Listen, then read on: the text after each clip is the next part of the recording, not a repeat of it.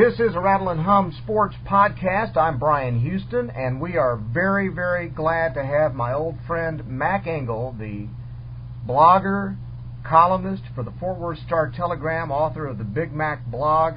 And Mac, first of all, thank you very much for being on with us. We're really excited to be able to talk to you again for the first time in a long time. Yeah, thanks a lot for having me back. I appreciate it. I wanted to talk to you because this afternoon and this was being recorded around 8:41 on Tuesday evening, the 16th of April. We learned this afternoon that Pat Summerall had passed away at the age of 82.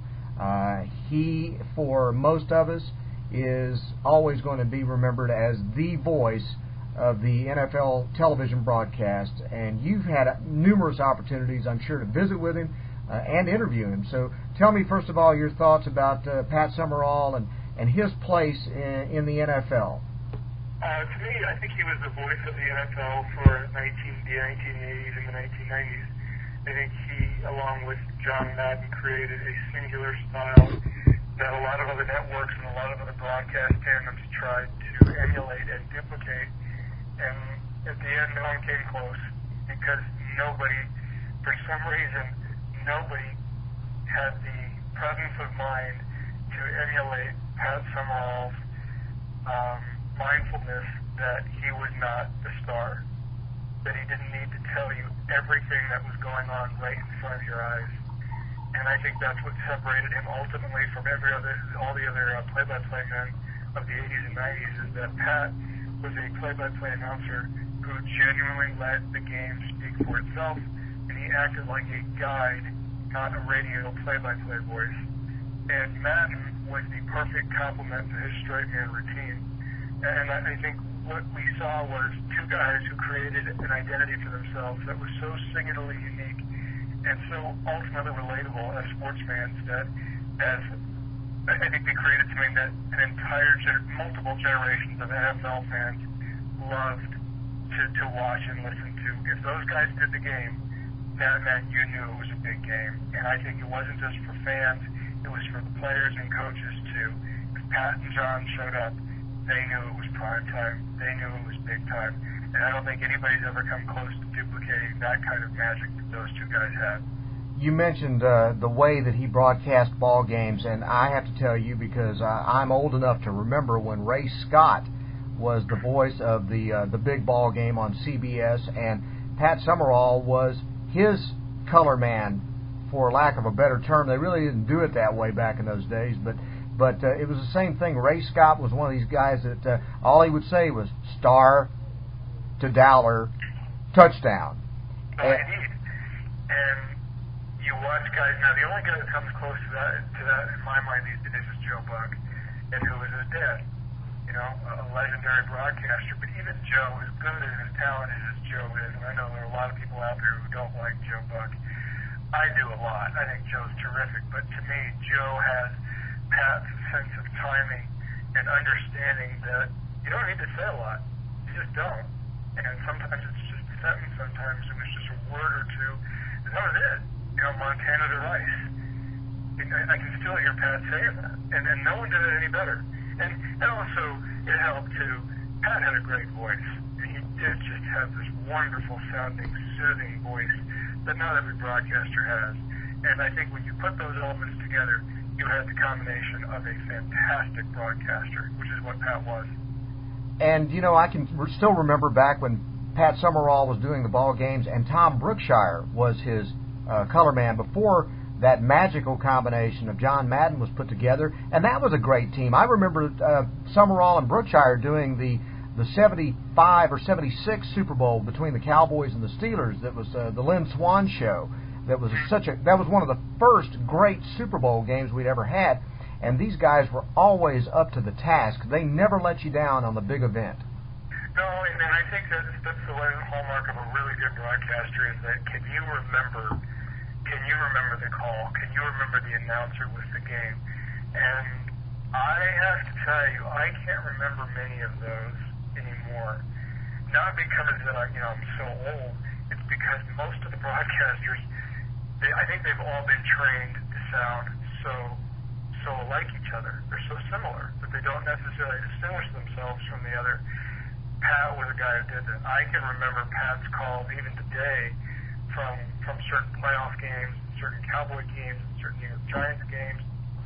Certainly, I remember those, very fun CBS intros that he would provide the voiceover for, highlights, and promoting the game. And the other one thing that I think sometimes people forget, Pat did a lot of golf for CBS. Yes. And he and Ken Venturi were sort of hallmark voices of CBS's coverage of golf for a long time, long before Jim Nantz took over that position. And I think, Pat obviously didn't have the impact in golf that he did the NFL, or certainly, I don't think he was in the same vein as Jim McKay had on ABC with certain golf tournaments. But Pat's presence on CBS with the NFL and golf was enormous. And I just don't think you're going to see that. And broadcasting's changed, TV's changed, the world's changed, all that. But Pat really was one of those guys who could do everything and was asked to do everything and was good at everything. Now broadcasters are a little bit more niche-oriented. You mentioned, too, the golf. I mean, for the longest time, I thought of Pat Summerall as the voice of the Masters. Yeah, he was that, wasn't he? You're right. And I don't know I think there's a whole generation of golfers and golf enthusiasts and golf fans who would say Jim Nantz is that voice. And he is. I mean, I think people had fun with Jim Nantz. In fact, he always sounds like he's on the brink of tears when he talks about golfing, because obviously the sport is so close to his heart. But you're right. You think about that in the 80s and the 70s. Pat was CBS's guy at the Masters, and CBS has been at the Masters for 1,000 years. To me, though, as big as golf is, to me, I will always remember Pat's voice calling NFC East games, and specifically Cowboy and Thanksgiving Day games, as the lead anchor on those CBS games. And one other thing, before we get back to football, I don't want to leave out the fact that he was also a terrific tennis play-by-play guy, because he was always the voice of CBS's coverage of the U.S. Open. Yeah, you just named three things. Jim Nantz is big. Jim Nantz he does two things. Not many of these guys left do 3 and 4, the way Keith Jackson used to do it. Vin Scully used to do it a long time ago. People forget Vin Scully was the guy who called Montana to Rice. Yep. Or Montana to Dwight Clark. Exactly. So I think Pat was just one of those guys who was trained to do everything. But like I said before, and I remember one time he and I did about a 45-minute interview. This was 4 or 5 years ago. Pat understood the medium, and he understood it was visual, and he played to its strengths, and he acted like a tour guide, and he did it as well as anybody ever has. Now, to talk about the football, the thing that strikes us here in Texas is because of the times when, going all the way back to the Staubach years, when Dallas was so good, Dallas was almost the weekly national 3 o'clock game, and that meant that Pat Summerall, when he was at CBS with John Madden or with Tom Brookshire, he almost had a permanent residence at Texas Stadium on Sunday afternoons. He was here almost every weekend doing Cowboys games, so it was almost like he was on the Cowboys payroll for so long. And so he went through all the great Staubach years, the Danny White years. He was with the Tom Landry era. Then he was there. He is almost synonymous with Dallas Cowboys football, almost as synonymous as Vern Lundquist and Brad Sham and Dale Hansen might be. Yeah, and that's what I thought. And then when he and I talked, I was doing a comprehensive look back on the impact that Texas Stadium had on football, the NFL, and really professional sports. And Pat was a great guy to talk to about that, because he was there from its inception. And really, Pat had been around and had been a key media figure for the explosion of the Dallas Cowboys in the 70s. Because, he lived right here, and the Cowboys were good, and he was always asked to do their games. So he had, obviously, a much closer relationship with this team than he probably had with any other, because the Cowboys were so good. And he was, Pat, when Pat and I talked about that, now obviously this was, when Pat and I talked, his battle with alcohol was, obviously public knowledge, and he'd been very candid about that. But he talked about going to Cowboys Stadium, and after games it would be, it was party time. And he did that. That was part of the scene, and that was something that he did. It was something that he was expected to do, and it was something that he wanted to do. And he was there for all that, and he was a really key figure in that. But I think what separated Pat from a lot of people in similar situations is, as big as Pat was, as important and as visible as his role was with CBS and with the NFL, I got to tell you, the few times that I have approached Pat, the people I talked to who knew him, all said the same thing. It didn't matter if you were a big-time executive, a big-time coach, or just a guy down the street. Pat made you feel pretty much the same. Pat just made you feel like you were talking to a regular guy, and you could talk to him about anything. And I think that speaks volumes about the guy and his being approachable and never getting such a big head, because he could have, and never getting such a big head or so full of himself that he was gonna big time you. Because I've been around guys like that. I've wanted this opportunity forever. Dick Vitale is that guy. He is totally that guy. Total fraud. Don't buy it for a minute. Wow. Pat was the real deal, and he was one of those guys that if he was a paper boy with a next door neighbor looking to borrow some, coffee or eggs, he treated you the exact same if you were Tom Landry. Just a really decent guy.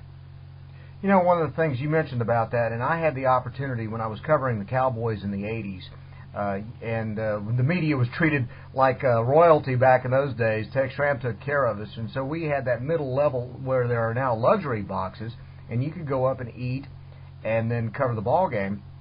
And invariably, I had the great thrill, if you're a young broadcaster, to be able to sit at the same table and eat dinner or lunch with a guy like Vern Lundquist, or with Brad Sham, or with Dick Enberg when he would come in for the very rare AFC game that would be a national telecast, for the Cowboys.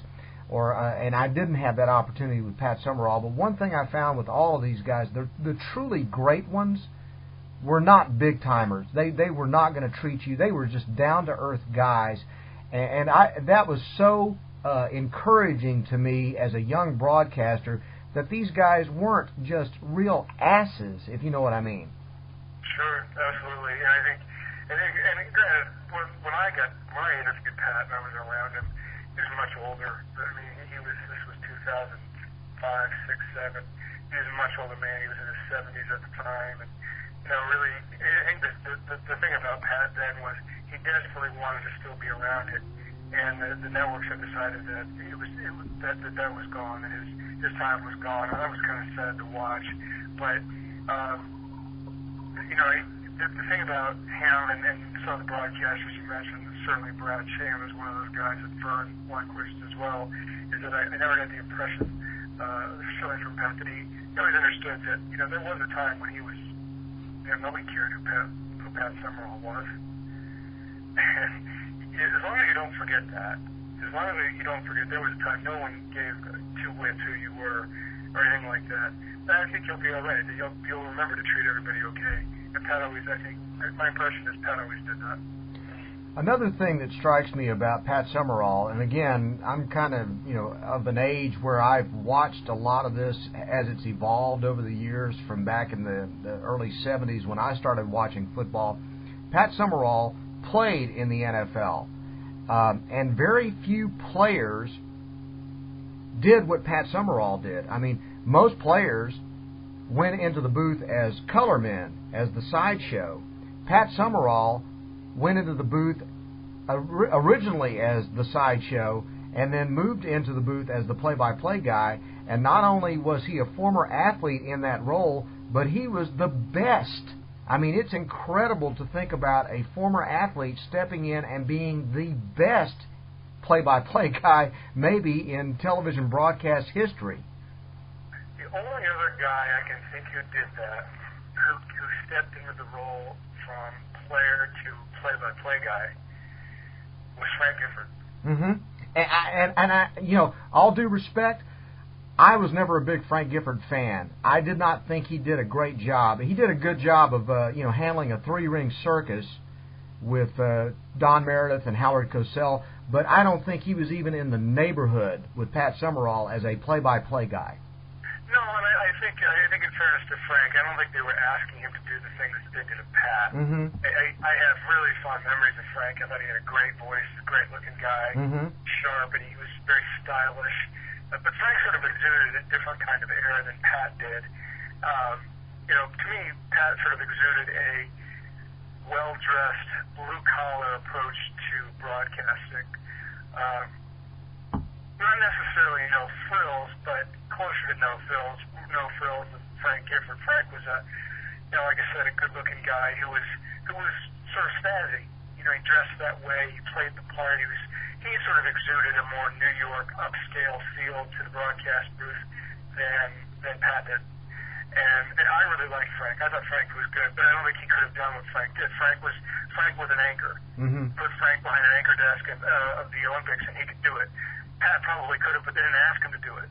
And I think that's what ultimately made him so unique, is that he could do something that I don't know. I can't think, Bryan, of anybody who's done that in terms of gone from being a good pro athlete to the broadcast booth and not been the color man, but the lead play-by-play guy. And the closest I can think of, I'm sure there's another example out there, but the closest I can think of who could do it and has done it, but very, very sporadically, is Darrell Ray of the Dallas Stars. But, I mean, that's a totally different animal. And that's obviously, no disrespect to Darrell, much smaller than the NFL. I can't think of anybody who did what Pat did on his level. And like you said, he didn't just do it, he was the best. Here's an idea of just how great Pat Summerall was, because I don't know if you remember this, but when Fox came in and stole the came in and stole the NFC rights from CBS, it not only shook the NFL to its very foundation, it destroyed some television stations. There were a lot of CBS stations that ended up, going out of business and changing and losing their affiliations because they lost the NFL. And what was so impressive about Pat Summerall and John Madden, the combination of the two, was even though Fox came in with this idea they're going to do a different way of broadcasting football, the first thing they did was they signed Summerall and Madden on to be their number one team for their Fox NFL broadcasts. Well, if you remember, too, when they did it, because I remember that vividly, because it was a big deal that this, Australian businessman who had done this media tycoon, had not only created a network which had been unseen for decades in American television, but he created a network, and he needs something to legitimize it. Well, the NFL was going to legitimize it, right? Right. And he needs something to build. He needed a lead into the Simpsons, is what he needed. So he had that in the NFC. And then he needed something to legitimize the NFL broadcasting on Fox. And the best way to do that was to get Pat and John. And he did it. I am sure he buried those two men in money. But look at the investment for Murdoch and Fox paid off. I mean, look at that and how it paid off. And it did change television. Not just television.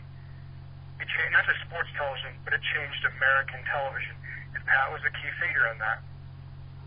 The other thing that strikes me, Mac, and you tell me if you agree with this, but I honestly do not believe that John Madden becomes, quote-unquote, John Madden if he is not paired with Pat Summerall, because Pat Summerall knew how to let it breathe. Yeah, and that's a very good point, and I thought about that, and that's one of those you'll never know. You'll never know, because would Pat be as big as Pat got without John? I think it was one of those Beatles-type relationships where John was going to be as big as Paul, and Paul was going to be as big as John, but they needed each other to be big.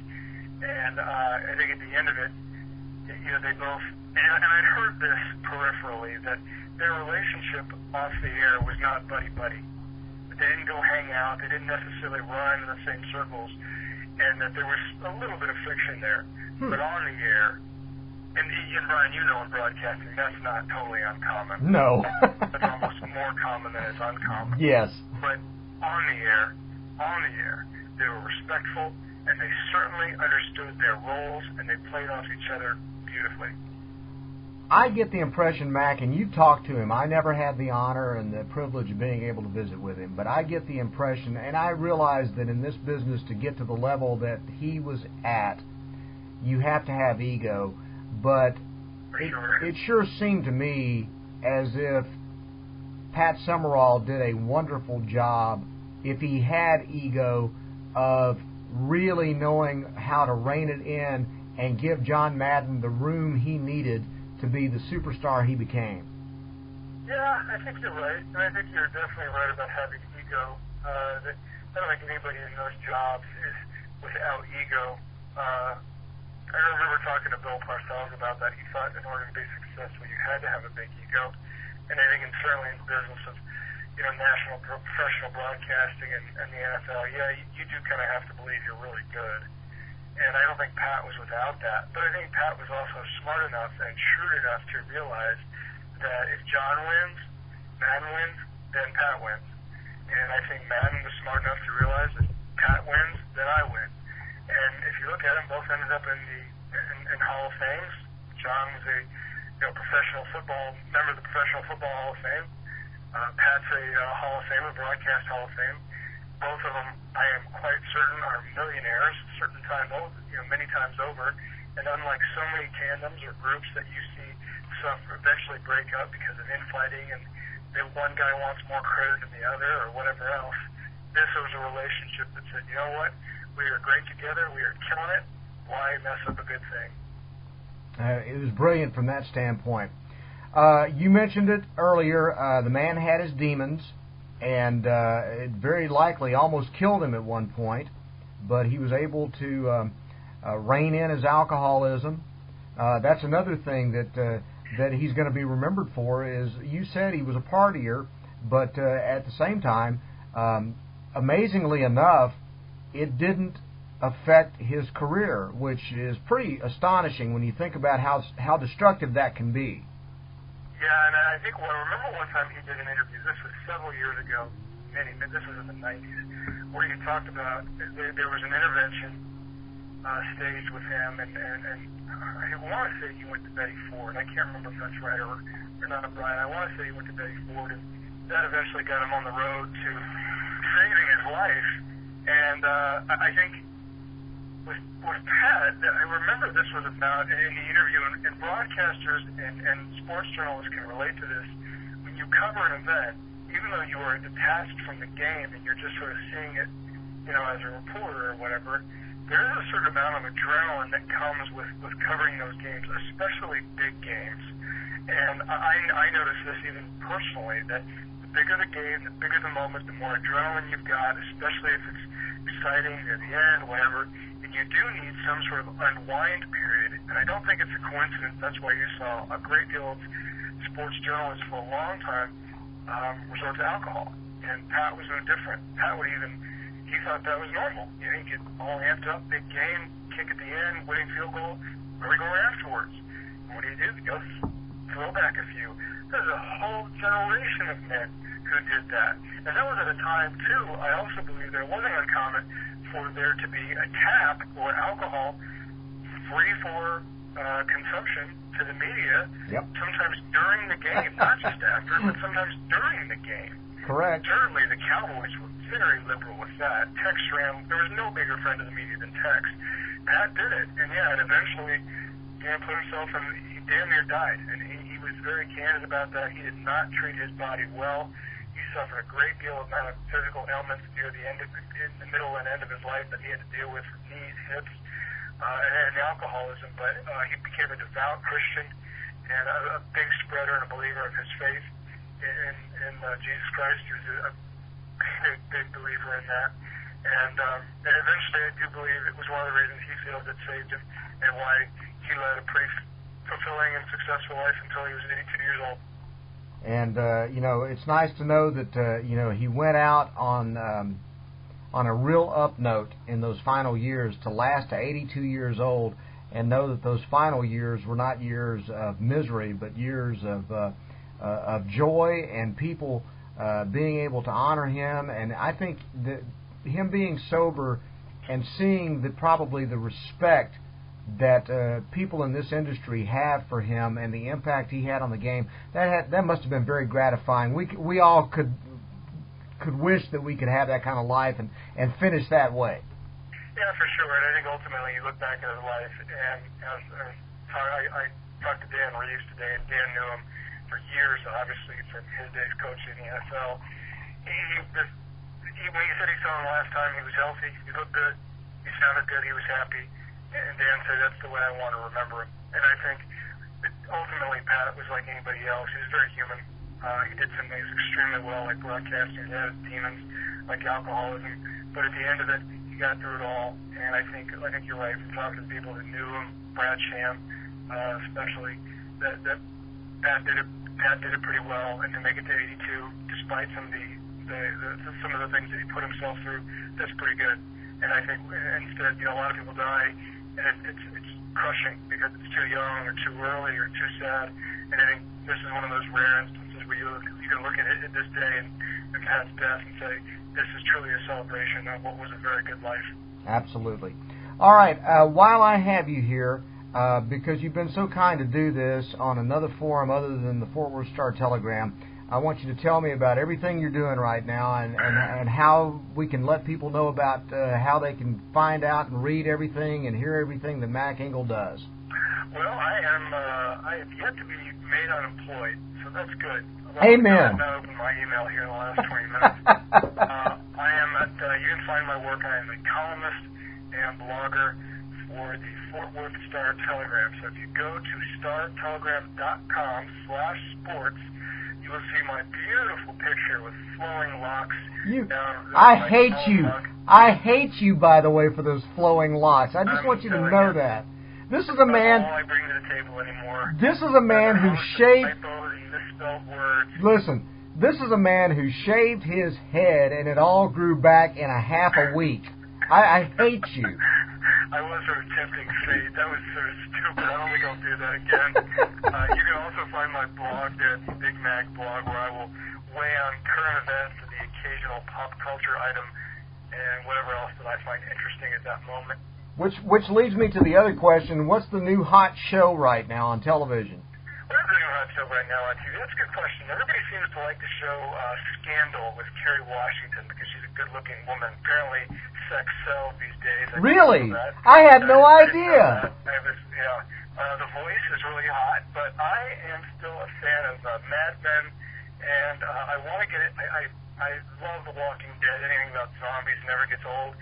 And the other show that I need to start watching, there's two things coming to one on Netflix and another one coming to Netflix, which is Arrested Development is being continued. Great. A lot of fans of that series are very excited about that coming to Netflix at the end of May.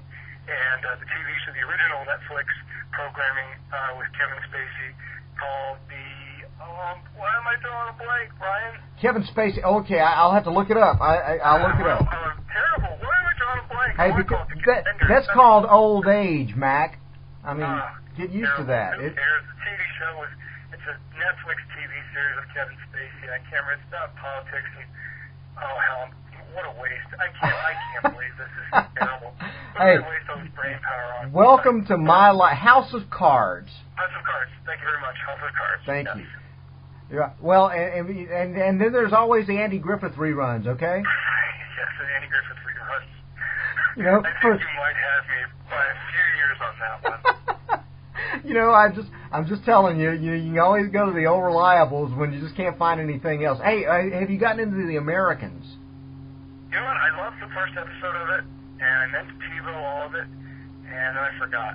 So I need to watch it online. So you're not interested then in the Americans? I was like, oh, this is going to be great. Can't wait to watch all of it, and then promptly forgot. But the other one, if you're interested, and I will watch this one, is the NBC actually has a show that may work other than reality TV, and that is, believe it or not, Hannibal. Looks pretty good.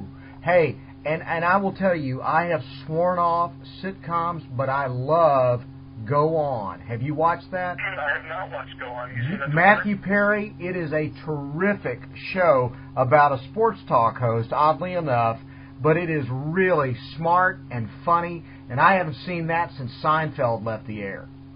I will look for that. You need to talk show host that is smart and funny. Yeah, well, we know that's utter fiction. We know that's utter fiction, but we know that you can make this stuff up, okay, on TV. I understand. Yeah. And the last thing I want you to do, I want you to brag about your wife, Jennifer Floyd Engel, and what she just received here in the last couple of weeks. I'm giving you an opportunity. This is going to be a Mac Engel testimonial about how great the Engel family is right now. It's a really big deal. Yes. Jennifer was named the winner of the 2012 Best Sports Columnist of the Year, according to the Associated Press Sports Editors of America. This is a very, very big deal. There's some huge names in this business that were mentioned, guys like Mitch Albom and Bill Plaschke and Greg Doyle, amongst many, many other celebrated names, very, very established and well-credentialed names. And Jennifer, who now writes for FoxSports.com, was named the very best. And it's an incredible achievement for someone who has wanted to, basically wanted a major, who aspired to win a major writing award since I've known her. And to see that dream realized and fulfilled was very nice. She really earned it. She's extremely hardworking and dedicated, and certainly the better of the two writers in my house.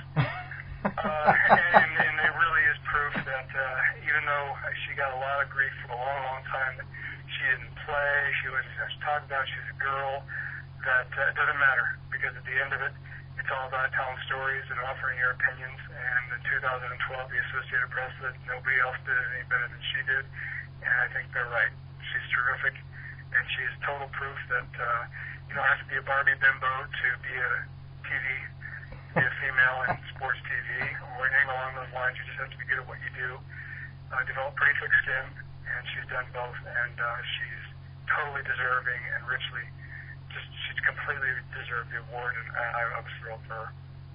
Okay, and before I do the real serious thing, I'm going to ask you just how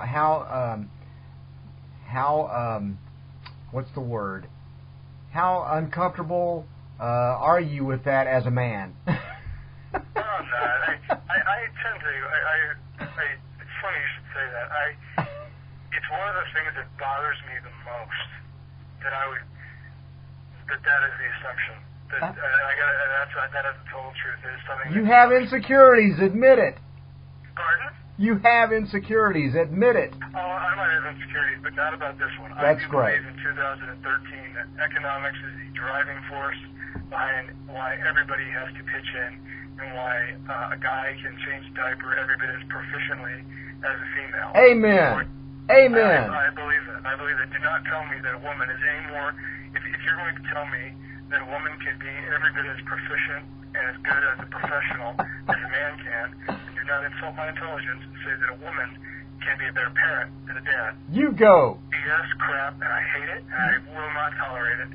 So if Jennifer wants to go out and win this award, she deserves it, but then that means I can go do all this other thankless crap that women have done for decades, and then think that I can't be, that a man can't do it as well. It's crap. It is total crap, and I have such strong opinions about that one that I could talk about this for days. A woman can be every bit as good or bad at their job as a man, and a man is every bit as competent in raising kids as a female. And the only thing we can't do is deliver or breastfeed. The rest is all the same, thankless, hard work. Period. The end. And can I say that I'm very glad that I don't have to breastfeed or deliver a baby?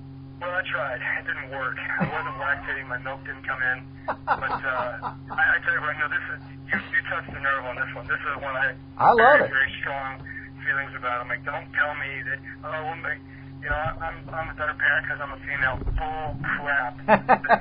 Crap. Love is love. Caring is caring. And it's gender. It's not gender specific, and I just hate that. Can I say, as an experienced father, that my son was very indiscriminate when I was changing his diapers. He didn't really care whether it was his mother or his father he peed on when his diapers were getting changed. I just want you to know that. I believe that, and when my daughter threw up on me the other day, yes, she didn't really care who it was. Now, in 10 years, when she's 14, that might be different. She might be aiming, but on this particular day, she didn't really care. She just wanted someone to help clean up her face. So when the projectile vomiting is aimed directly at you, then you'll know that the hormones have kicked in. That's exactly that. I'll know. But right now, I think the aim is a little too. I think the aim is a little too innocent. Well, let me just tell you, for those who are not familiar with Mac Engel or Jennifer Floyd Engel, I will just tell you that you two are two of my favorite people in this business, not only professionally but personally. And I love any opportunity I have to work with either one of you guys, just the fact that you actually allow me to speak to you, it means a great deal to me. I just want you to know that. Well, thank you. I'm really humbled by that. I bet you are. To do it. I really am. I bet you are. I really am. Well, I really appreciate it. She's the bigger kid than I am, that's for sure. No, I don't agree with that at all. I think you guys are terrific together, and I think you guys do terrific work individually, and I think you both of you should be very proud of the work that you do. You guys are excellent, and you make a great team too. Mac, I just want to thank you on behalf of Rattle and Hum Sports for spending a very generous amount of time with us to talk about Pat Summerall. I hope we can do this again in the future. It's been great fun, and again, everybody read the Big Mac blog on the Fort Worth Star-Telegram. Are you still doing DFWOT? Yep, still doing that. We'll be doing one for next month, but yeah, that's free now on iTunes. Oh, great. They're no longer charging for it. That's free now on iTunes. Perfect. iTunes, look for DFWOT for a free iPad sports magazine dedicated to DFW sports. Now I can afford it. Right. Now it's in your wheelhouse. Listen, anything free, I'm all about, okay? I'm with you on that one. I understand. Mac, thanks very much for doing this with us. I really appreciate it. And God bless you, and congratulations to Jennifer, and best wishes to both of you, and thanks again for being on Rattle and Hum Sports. Anytime, Bryan. It's my pleasure. It's great talking to you again. Mac Engel from the Fort Worth Star-Telegram does the Big Mac blog. I'm Bryan Houston. This is a Rattle and Hum Sports podcast. Thank you for listening.